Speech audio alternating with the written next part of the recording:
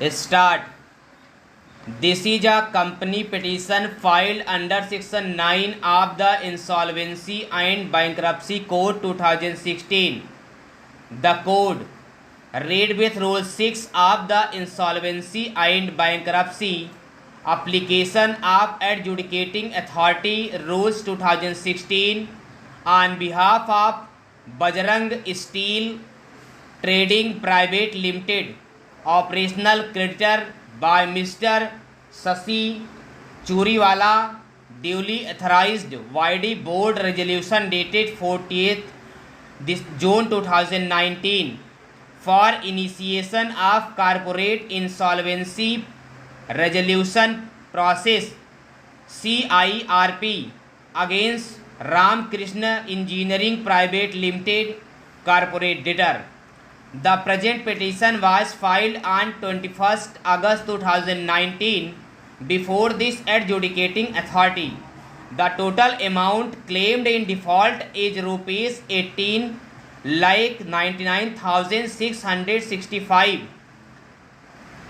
inclusive of interest calculated at the rate 25% per month from the date of default being the date on which the last invoice. The first default occurred in 6th July 2013. It is submitted in the petition part 2nd that the authorized share capital of the corporate debtor is rupees 1 crore with paid up capital as rupees 28 lakh. The operational creditor has been carrying on the business of supplying iron and steel and also end products of iron and steel being hot rolled steel plates based on the verbal order issued by the corporate debtor. The operational creditor used to supply goods to the corporate debtor. After successful supply of goods, the operational creditor raised invoices. The corporate debtor initially carried on business under the name and style of Ram Krishna Engineering, a proprietorship concern, and YD a deed of takeover dated 30th April 2014 and in terms of clause 1 of the said agreement. All the liabilities and assets of the erstwhile Ram Krishna Engineering was assigned and transferred to the corporate debtor, that is Ram Krishna Engineering Private Limited. The operational creditor on several occasions requested the corporate debtor to pay the dues. The corporate debtor, by way of an email dated 24th May 2016, acknowledged the balance confirmation and re-acknowledged the same on 3 July 2016 via an email. The corporate debtor has made a few payments to the account of the sister concern of the operational creditor.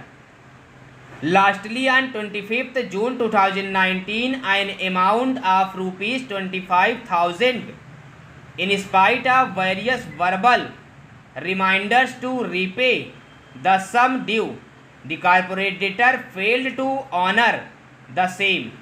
The operational creditor issued a demand notice dated 4th April 2019 under Section 8 of the Code of the Corporate Debtor. The said notice was sent by speed post and the same had not returned, following which the operational creditor issued the said notice by way of email dated 24th June 2019 to the official email ID of the corporate debtor. The corporate debtor only received the email dated 24th June 2019. It contains that the delivery of a demand notice under Section 8 of the Code is the condition precedent for initiating proceedings under the Code and not the mere issuance thereof. The corporate debtor denies that there has been any default of any amount of rupees 18,99,665 or any other part thereof as claimed in the present application. It also denies supplies made as alleged by the applicant has been utilized by the corporate debtor and states that the corporate debtor has never acted on the basis of the verbal orders. The corporate debtor disputes the existence and authenticity of the balance confirmation statement dated 24/5/2016 and 3 June 2016 and states that the sign and seal of the corporate debtor as appearing on such balance confirmation is not that the corporate debtor.